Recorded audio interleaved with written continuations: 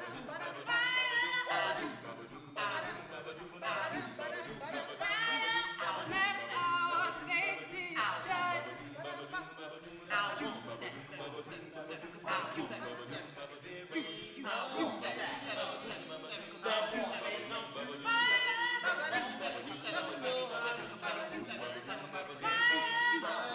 Drop all the shit you try to drop. That's not the way I roll.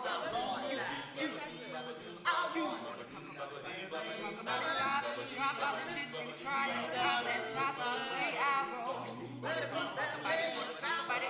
You wanna talk about it? You wanna talk about the body? Wanna talk about it? You wanna talk about the body? You baby, cause we can't find this why. Working day and night, always come home to fight. Those rays are found already. So watch your back tonight. You wanna talk about the body? Wanna talk about it? Come on, come on. You wanna talk about the body? Wanna talk about it? Said related, river, stitch, remix, related, aided by his pen and pages, lives eternal through the ages. That early grave you made it, river, sticks, remix, related, aided by his pen and pages, lives eternal through the ages. Who's afraid of the big bad wolf? Not I. Who's afraid of the big bad wolf? Not I. Who's afraid of the big bad wolf? Who's afraid of the big bad wolf?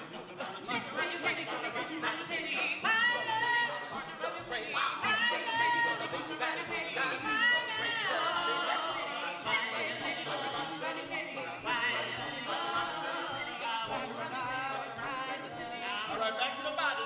Come on. You wanna talk about the body? Wanna talk about it? You wanna talk about the body? Say what's about you? You wanna talk about the body? Wanna talk about it? You wanna talk about the body? Wanna talk about you?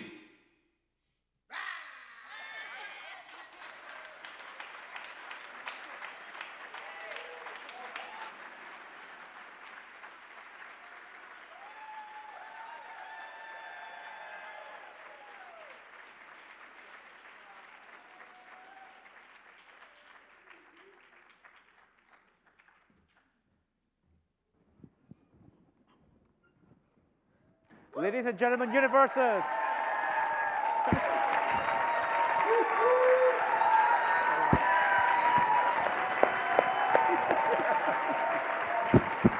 you.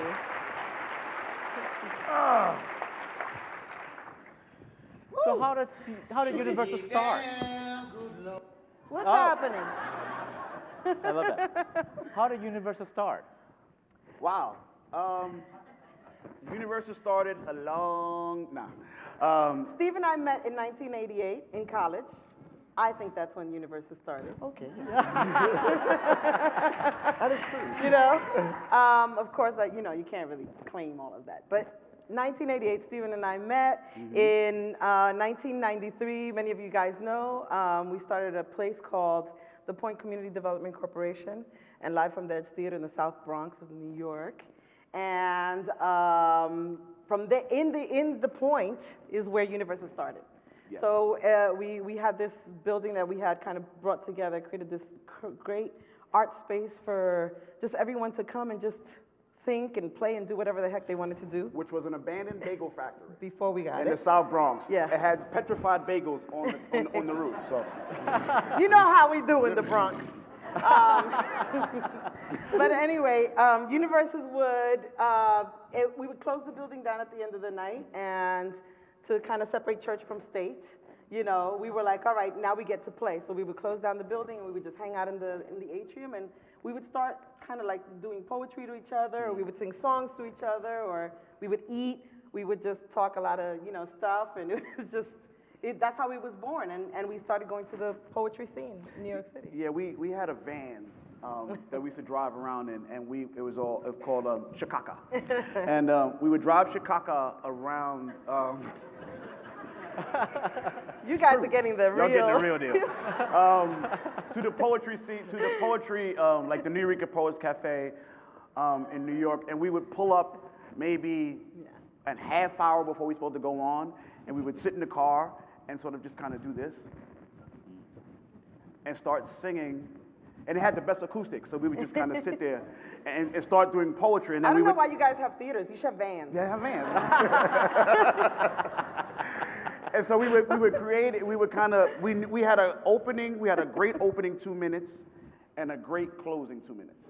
And so we would go up there and we would do the 2 minutes. And then after that 2 minutes ended, you really didn't know what was going to happen. And so one of us would either start singing a song or start a poem, and the rest of us would just kind of follow. And we would do it until it started to suck. And then we would call something out and go to the closing 10 minutes and then end like, damn. And then we'd walk off and then go back in the van and be like, so what you think? So we're going to do this. Then we do the critical response. With ourselves. We just didn't know that's what we were doing. True. And then let's say a day later or 2 days later, we go back out with the same piece again and maybe change the top or do this over here. And that's how we sort of fine tune what it is we do now, where it's really just about listening. And if you're in a club, and especially a poetry, people are walking by, somebody's smoking, the microphone goes out, somebody's heckling you. So we've had all those experiences. So when someone says to me, how is it like performing in front of like a white theater audience? I'm like, please. Please. Get up on a hip hop stage after some hip hop groups, and then we show Talk up. to me. Do that, and then talk to me.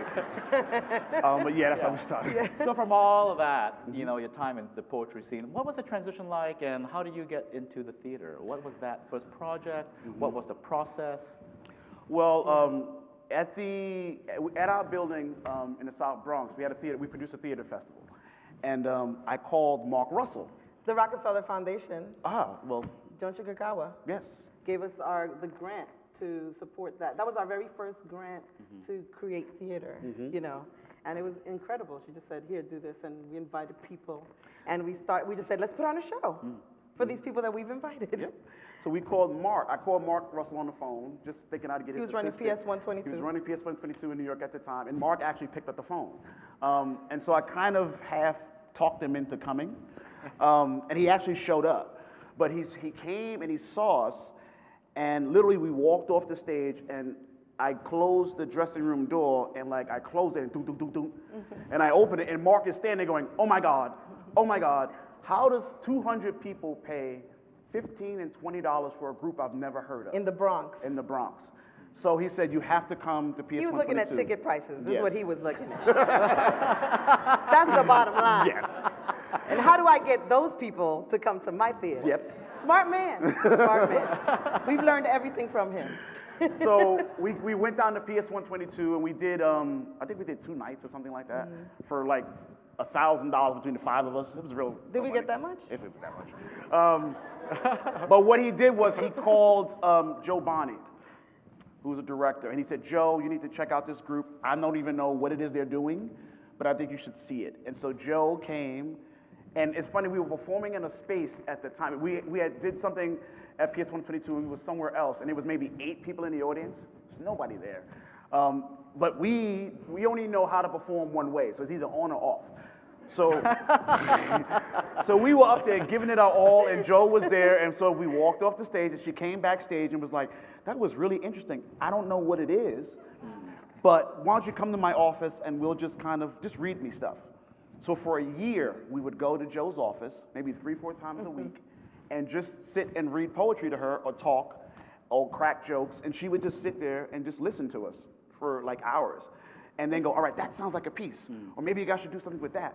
And then Eric Bogosian, her husband, he would, at first, if y'all know Eric, and I love Eric, he didn't come out at first, and then the door cracked maybe 2 weeks into it, and then the door opened, and then finally Eric came out. And then Eric was in the room. Yeah. And he was talking to us, but that was sort of, and Joe kept saying to us, like, we're just hanging out. Like, it's no big deal. Let's just work. And then New York Theater Workshop wanted to work with Joe. And she said, well, I would love to work at New York Theater Workshop, but I'm working with this group. maybe you should bring them to your summer retreat. So we go to the summer retreat. And this is the first time we had ever really been anywhere to do like our work. And so To do a theater retreat. piece, yes. So that was a big deal. So I want to tell you something, and I'm not looking at him. So it's like about 2 o'clock in the morning. We're at Dartmouth, and we're sitting in the dorm. We're sitting in the dorm, and we're working. We're like, this is our shop. We're in there working really hard. And so the door of the dorm opens, and Che walks in. He's like, oh no. Full circle, y'all. He still does that. This is how we met him. He's like, oh no, you let that woman slave y'all?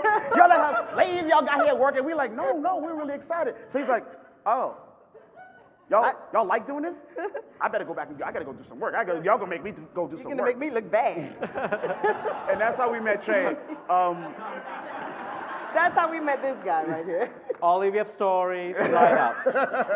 I'm sure yours are worse. Yeah. So long story short, New York Theater Workshop liked what we did that summer, and they invited us to come, and they gave us a slot in the season, and that was a big deal for us. I mean, it's like, wow, it's off Broadway. Wow, you know, and we were, Slangwich. and we did, and our play was called Slangwich, and yeah, thank you. Thank you.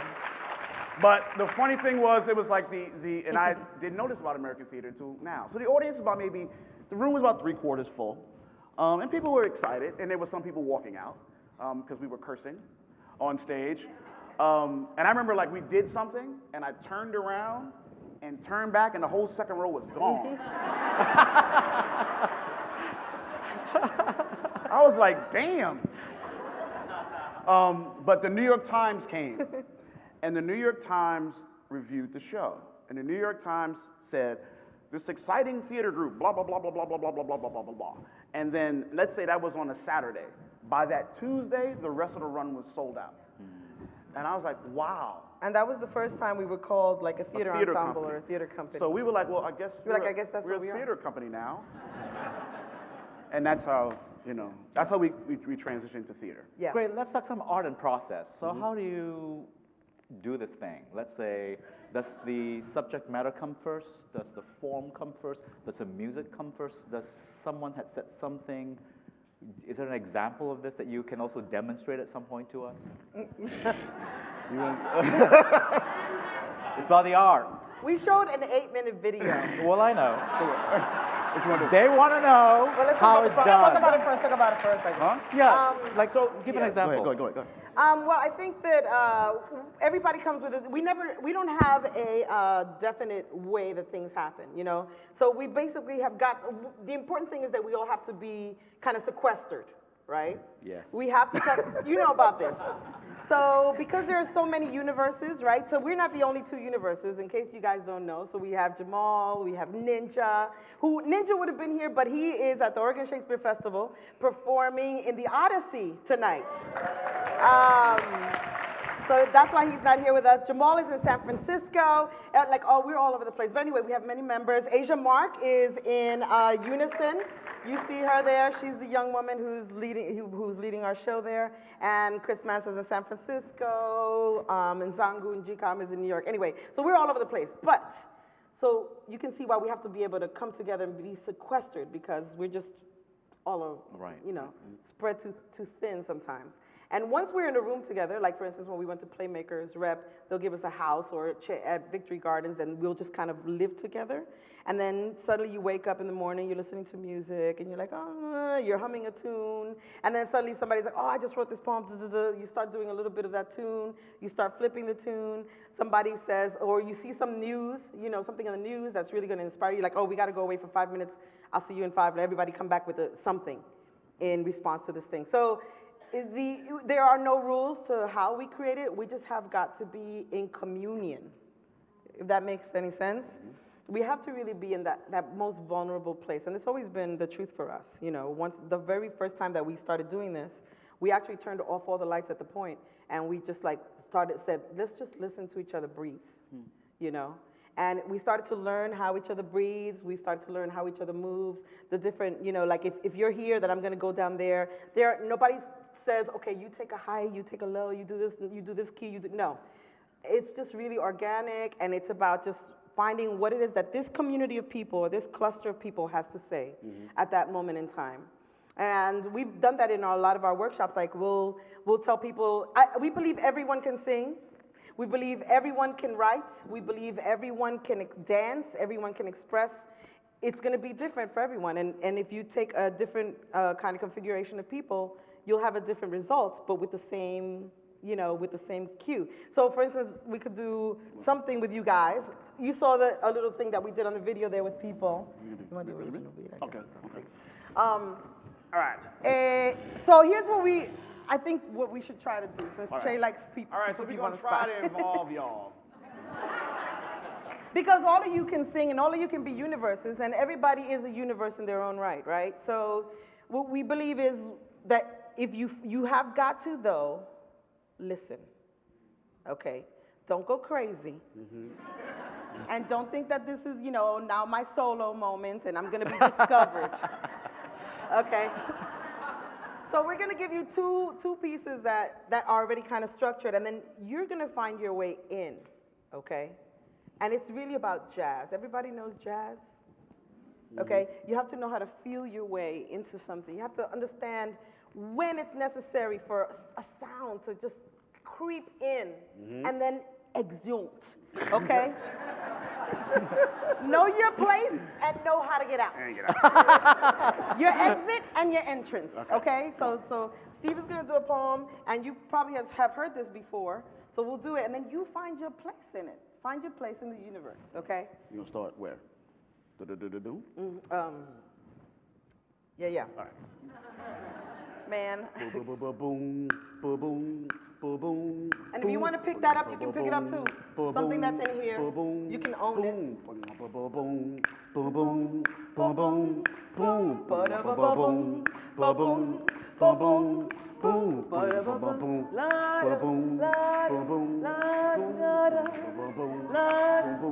all right, boom, boom.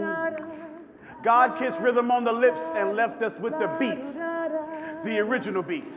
Jack Kerouac called us the original beat. The uptown, the downtown, the original beat. Bambaataa said, look for the perfect beat, and I looked, armed with the Langston Hughes book, talking about them bebop boys, the bebop boys, the bebop boy, the bebop boy, the bebop boy, the bebop boy, the bebop boy, the bebop boy, the bebop boys to be. Led midnight out on bail, having been detained in jail for sprinkling salt on a dreamer's tale. See, Langston predicted that way back, while Donald Goines rewrote the scriptures about his love for them brothers who like to pontificate way into the morning yawnings. They say, yo, Project Living gonna make you strong, shorty. Not like them talented 10th or them sloppy second brothers, kicking that Dolomite toast quick fast out they ass. Learn that speech within your reach. See, Smokey already laid the track for your tears, so they can't figure out this action. It don't mean a thing if it don't mean a thing. So it became about that thing, that beat in between the beats. The anti-Webster dictionary, the Ebonic phonics, news language, every day, all day. Oh, and I splice it with Baraka blowing blues and breaking bread with Beckett and Baldwin at a rent party for Mikey Pinheiro, while Lenny Bruce sits in a corner listening to a Richard Pryor record. Whoa! No. You gotta talk about it. I was waiting for somebody like Reggie to come out and be like, hey!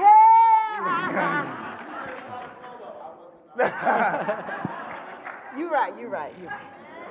So just a little bit, just to give you a little of how organically the work comes, how we trust you. You got to know and trust the people in the room with you, that we come in to kick ass. And I'm being very honest when we come to the stage. And there's no place bigger than the other. So if we're here, this is the equivalent of performing in a community center in the Bronx. This is the equivalent of being we were in the stage of 800 people in Sudan. It's the same thing as performing in Sing Sing prison. It's the same audience, it's the same vibe, you come the same way. So we don't have to talk to each other like, oh, we're about to do this now, so we need to no, it's the same thing. And that connection to community is just as important as the connection to the theater community. And to be that present with folks. You know what I mean? We're project kids. You know, I'm from the project of the South Bronx. projects of the Lower East Side. You know what I mean? The probability of even coming here. I used to get the American Theater magazine in college and sit there like, ooh, this is I've said this before, and I'll say it just because I can say it now. We used to sneak to the TCG conference back in the day. You shouldn't say that. We didn't have no money, so we would. I'm keeping it real. We would drive to the. We would find out where it was and we can get to it. We would drive to it, and then we would park the car. We would get a room, and then everyone always hung out in the lobby. So we would always kind of hang out in the lobby. We didn't have no tags now. We just hanging out in the lobby. And we would talk to people, and then when the crowd would go, and we just kind of like slide in with the crowd. Thank you, TCG. Thank you, TCG. But that's how, we just wanted to be around it. I wanted to see what the field was. I wanted to see what was going on in these rooms. And that was the way, at that time, that we can get in the room. So, and that's what we brought back to our communities. We tell them, like, look, there's a field of people doing art. There's a field of people. You know what I mean? Like, that was a big deal. Like, wow, we're part of a field. So what inspires you? What inspires you to take on a subject, into work, into a project that you're proud of and made reality? I think it has to come from that community. I think our lives inspire us. The people that we have interacted with, the people that raised us, the community that raised us. You know, it was hard. Like, I always say, you know, there's times like in growing up that, you know, I never knew I was poor. You know, we always talk about that. You know, we never knew we were poor. And, you know, like there was one time I was talking to my dad, and I was like, yeah, we were poor. And he was like, no, we weren't. He was like, we were poor. I was like, no, we weren't poor. He was like, yes, we were poor. I had 3 jobs. Like, he would tell me things. And I was like, but I didn't feel like we were poor. He was like, but we always had chicken in the house, right? And I was like, well, did we always have chicken? He was like, you sometimes had rice and beans with a fried egg on top of it, and that was rice and chicken. You know? So, you know, and I was like, that's right, you know, but you kind of look back at things, you know. We've always just been able to stay connected to where we're from, no matter where we go in the country, right? We've been touring for many, many years, and now we're even residing in Ashland, Oregon. You know, it's craziness. It's crazy, but you know, no matter where we go, all those stories come with us. All those people come with us. They are us. They are, when we walk down the street, we're no different, no matter where you drop us. You know, it's like, ghetto will go with ghetto, you know? It's like, it will happen. It's in our blood. So that inspires us. So those conversations, like with party people, with Ameriville in particular, you know, we're definitely try to stay connected to the news, try to see what the heck is happening in this country. We need lots of therapy. But what did you describe to the audience what Ameriville Ameriville was a play which Jay directed and developed with us. It looked at America through the lens of Hurricane Katrina. And this was after 9/11. So, you know, just a few years after 9/11, the country is devastated again. But this time it had a different, there was something, we were eating ourselves, you know, from the inside out. And we were saying, oh, those people over there, and oh, they should have left, or they should have, and they were refugees. And when we started seeing all of this crazy talk, we were like, what is going on?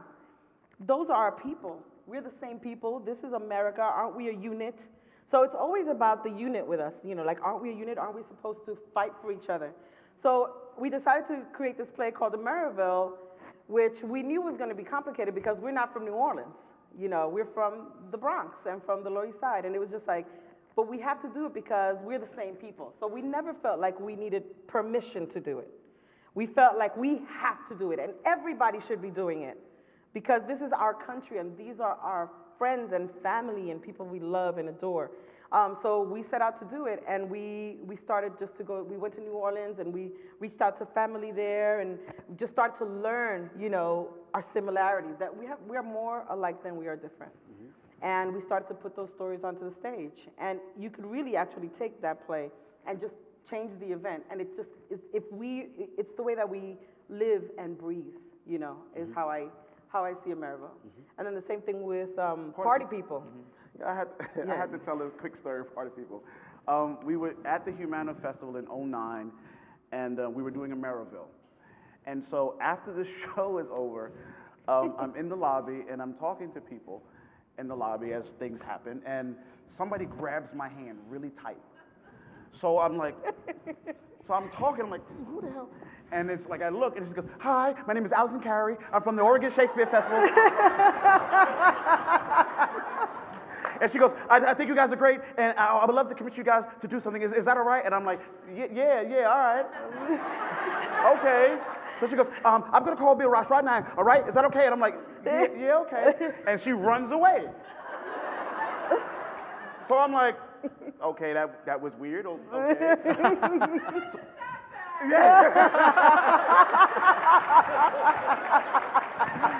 That is what I saw. That is what I saw. So I finished talking to the people, and as I'm talking to them, I'm looking past them, and I'm like, that crazy woman is standing there waiting. She was like waiting behind everybody. I'm like, she's still standing there. So I'm like, I'm gonna have to really talk to her. So I'm like, so I go over to her. She's like, okay, I talked to Bill, and Bill says he really wants to commission you guys. And I'm like, okay, great. And she's like, okay, great, and like happy and like skips away. And I go to the group, and I'm like, I just met somebody from the Oregon Shakespeare Festival who wants to commission us to write a piece, and he was very happy about it. So I'm like, yes.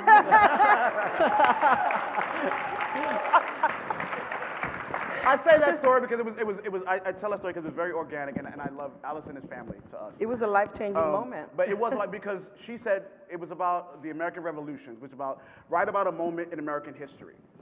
And we thought about it, and we went, if we're going to be real with ourselves, if we're going to be truthful with who we are as people, what is a moment of change for us? And for us was the Black Panthers and the Young Lords and the communities. And we wanted to be truthful to that. So we said to them, like, well, I don't know if you guys are going to let us do this, but we want to talk about the Black Panthers and the Young Lords.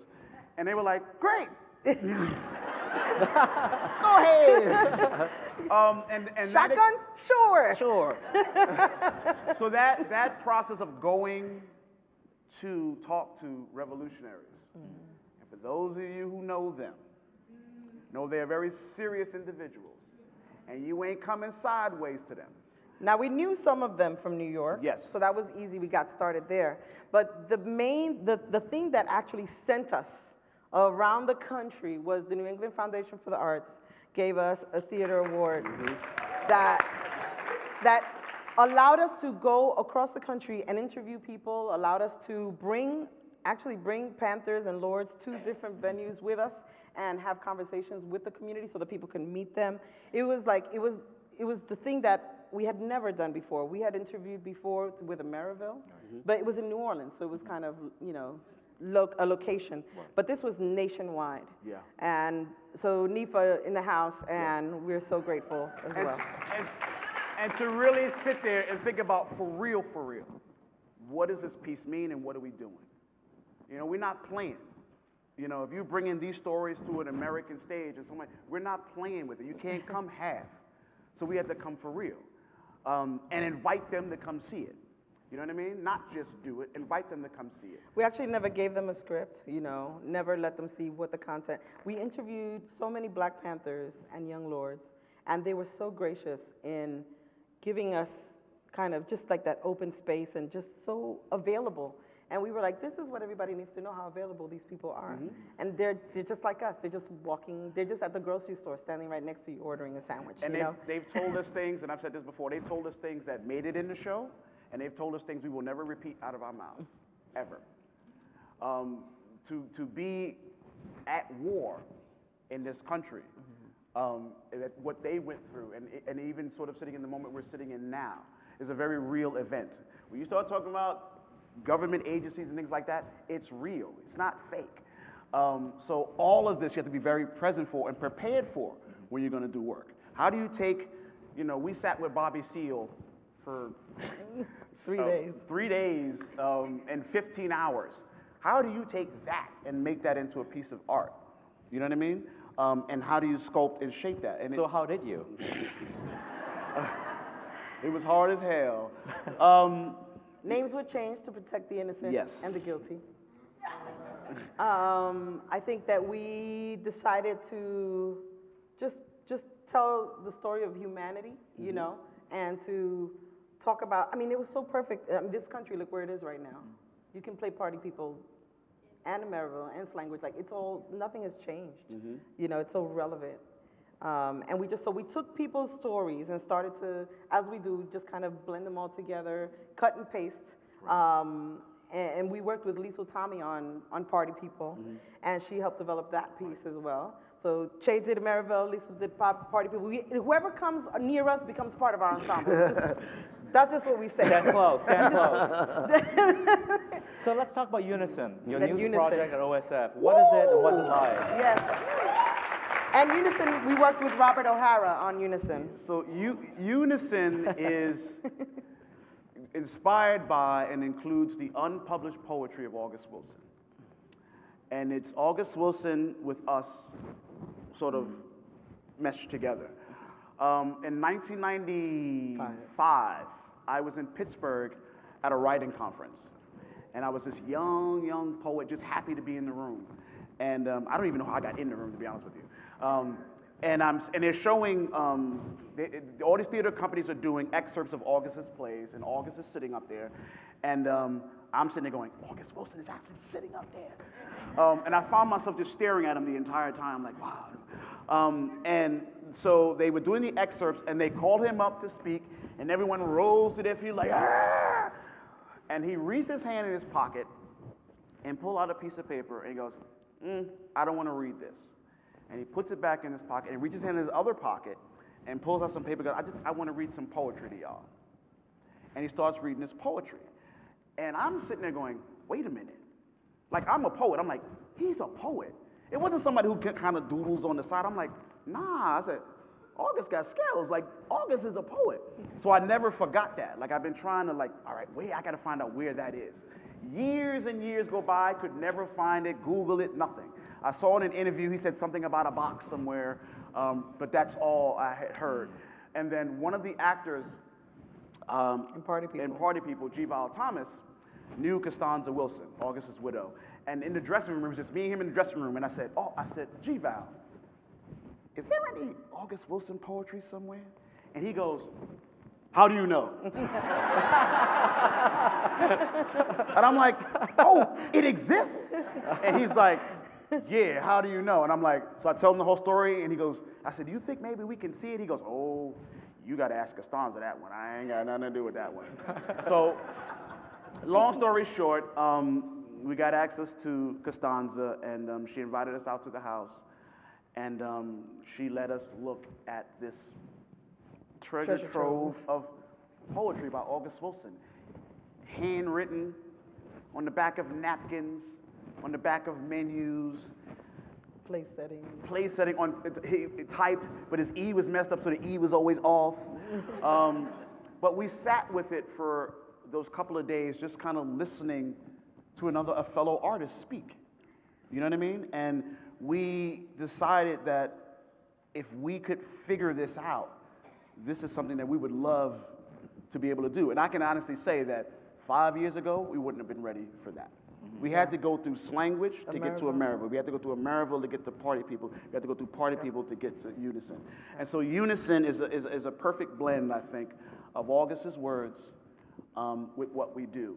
And it was really just being, like, he is the fourth person. He was the fourth writer in the room, honestly. And when we would get stuck or like, I don't even know, what's going on, Mildred would go, August, speak to me. And he would. I have a direct line. He would. So no, I don't. It's been, and we work with Robert O'Hara. It's been a beautiful, crazy ride because a lot comes with August, and you know that. But we also know that there's a lot that comes with us. And not as big as August, but there's a lot that comes with us.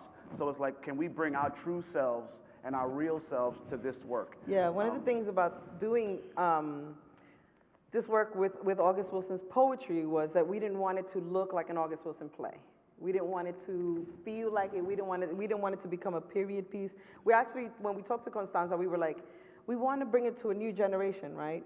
And we're a new generation, but we want to even bring it to a younger generation than our own. So how do we have that conversation? Like 3 different generations worth of conversation in unison. And it was about just like changing the way that you see August Wilson, and that's by just doing what we do, and then kind of using August poetry as its chakras, you know? Just like here it's pulse, there's a pulse here, there's something here now. How do we kind of bring that to life and wake it up in a different way? It's a really beautiful piece, and I'm very proud of it. And I don't know, I think that you're right, it brought us from the point, the full circle. We thought it was really interesting that your theme was full circle, because we started out as poets, right? We suddenly became poet playwrights, right? Go through this whole journey, interviewing people, understanding our entire country, and then now we're back to being poet playwrights using the poetry of an American master. And you know, it's a privilege to just be here, and we don't know where the next loop around the circle is going to take us, but this has been a pretty awesome loop, from poetry to poetry, all over again. And what I think is wonderful too is that American theater is all the richer for it. Wow. Ladies and gentlemen, there's one last video, and Universal is going to close us out with a performance. Wait, before we show this next video clip, this is full circle to us. Yeah. This is a clip, when we show the clip, it's us at University of Utah, and the lead singer is our 16-year-old son, Quest. Now, I say full circle because when we first started coming to the TCG conference, he was a baby. Like, it was always like, where's the baby? And he has literally been around you guys since he was all little. His life. And so, and forgive me if I cry, but it's like, for him to know what we do and understand what we do, and to see it, and to feel it and experience it, that's all I could give him. So, when we got to this performance, to actually see him on stage, not just as my son, but as an artist who's been soaking all of this in, it almost broke me. I was like, it's really important for us as American theater to not dismiss our children when they're sitting among us, and to not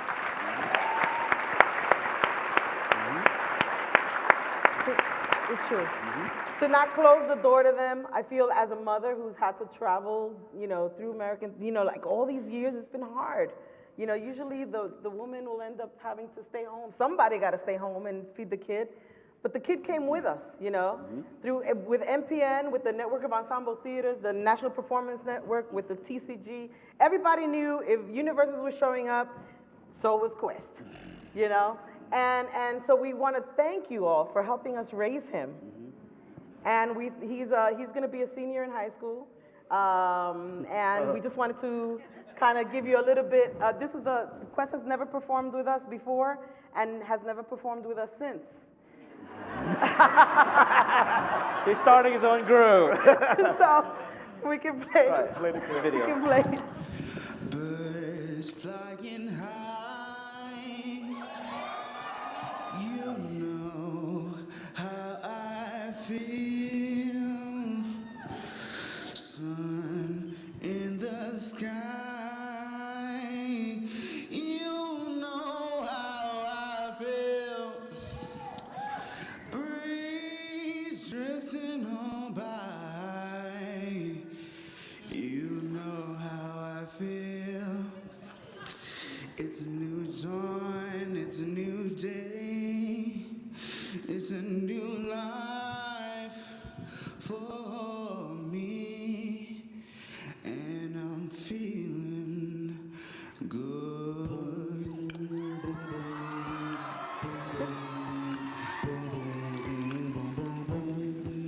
Fish in the sea, you know how I feel. River running free, you know how I feel. Blossom on the tree, you know how I feel. It's a new dawn, it's a new day, it's a new life for me, and I'm feeling good.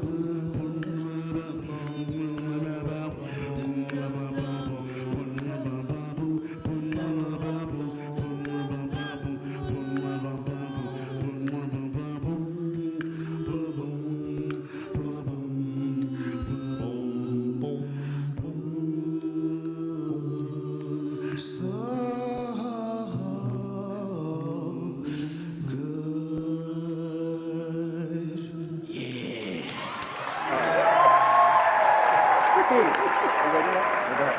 Go ahead. Do the beat.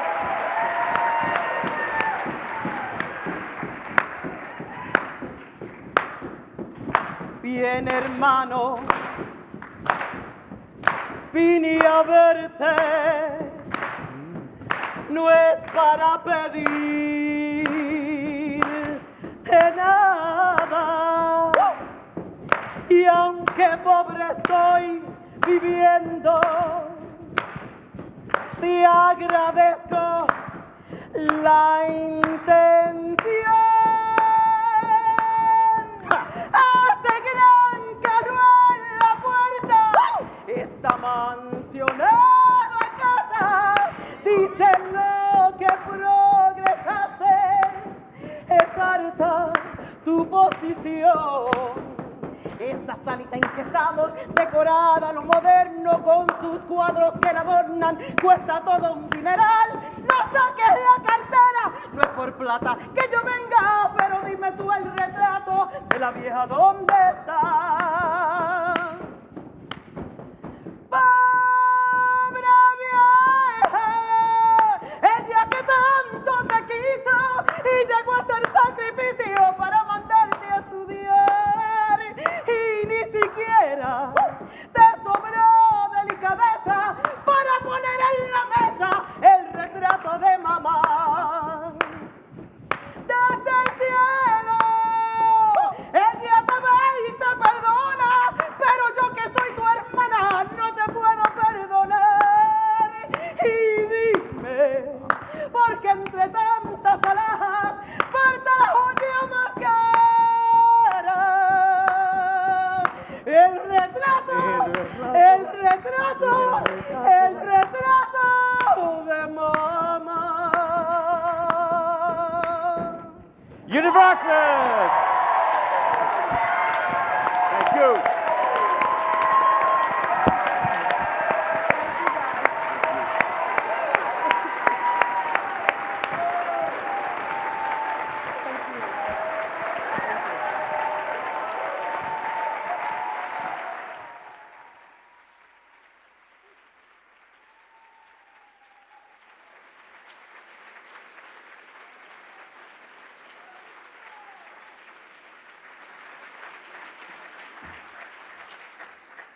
Wow. I'm so glad. You know what? I was just thinking, I was at that 2009 Humana Festival, and I kind of remember Allison skipping away from you, and I didn't know. No, anyway, I'm glad that you all, I am so happy that you crashed all those TCG conferences back in the day, and that you were here today and so generous with your stories and with your performance. And oh my, seeing Quest, what an amazing thing. So thank you. Anyway, well, before we grab our drums and head out to join the Rose Parade, I wanted to say a few words about the days we've just experienced together. A cycle of days that manifested so many big, beautiful circles. Full circles of theater people holding hearts to show solidarity with those devastated by violence. Circles of learning and awareness about injustices within our theater system and how to disrupt them. Circles of giving and receiving mentorship and connecting with old friends. Sometimes around the full circle that was the lobby bar. We tore down walls and built up skills. We dined at the wee hours and hatched new plans. We explored the illusion of fear with the virtual reality petting zoo and the realities of fear for the most vulnerable in our communities. And we had art. From the emigration story of Teatro Linnea de Sombra and their Amarillo, to Hands Up, to Building the Wall, to Refugee State, and of course, the ultimate artist, the bagpipe-playing unicyclist at the opening night party. Our path forward may involve a much more rigorous analysis of what brought us to where we are as a theater community and a country. It will explore the difference between having empathy and acting upon it, a commitment to what it means for theater to play a role in reconciliation and bringing us together to truly see each other. And on that note, please pull out your calendars and set down June 14th to 16th, because we will meet you in St. Louis for the 2018 TCG National Conference. The host committee there is fired up, so I hope you'll come with us from the city of bridges to the Gateway Arch. Thank you. The conference has ended. Let's go drink.